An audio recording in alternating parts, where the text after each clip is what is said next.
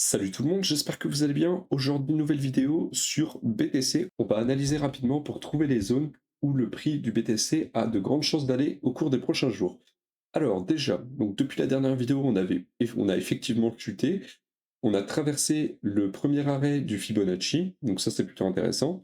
Ensuite, on a atterri dans ce Fair Value Gap.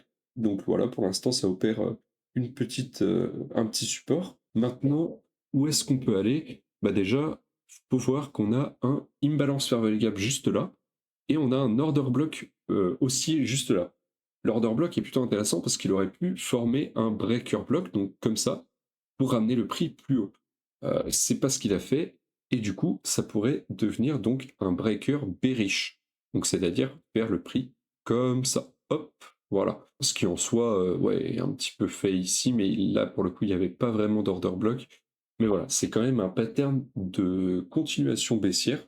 Donc c'est quand même important de le regarder parce que on a quand même plusieurs zones de résistance à ce niveau. Et du coup, le prix, s'il remonte, a de grandes chances de se faire rejeter. Voilà, tout simplement. Mais je peux me tromper. Le fair value gap ici peut très bien être voilà, suffisant et nous ramener plus haut. J'y crois pas du tout, mais tout est possible. On ne sait pas. Euh, Ceci dit, où est-ce qu'on pourrait descendre si on continue de descendre?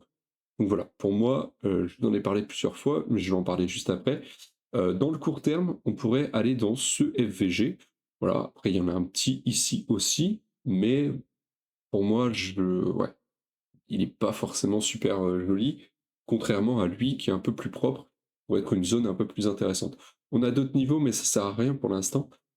Juste pour rappel sur le scénario global que j'avais dit que je parle depuis longtemps, on est actuellement du coup encore dans ce retracement Fibonacci. On a touché 0,618, donc on s'est arrêté juste avant la zone de rechargement de longue.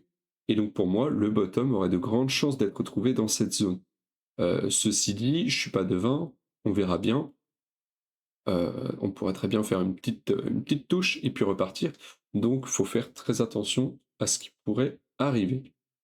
En ce sens aussi, j'ai la carte des liquidations thermiques de BTC et on peut voir que on a des petits niveaux sympas à aller chercher autour des 75 000 et voilà, on a encore quelques liquidations à prendre.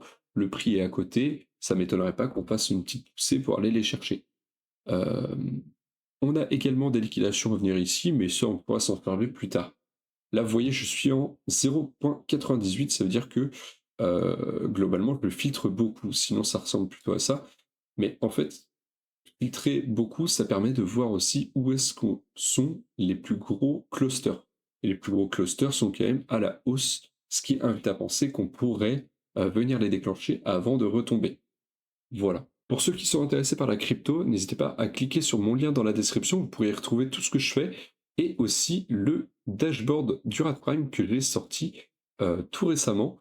Donc voilà, c'est une application complètement gratuite qui va pouvoir te permettre de traquer ton trading avec le calcul de tes positions. Tu renseignes ton stop ici, ton risque ici, et en gros ça t'indique la taille de position, le levier que tu dois prendre, etc. C'est plutôt intéressant. Tu peux avoir des statistiques avancées juste ici.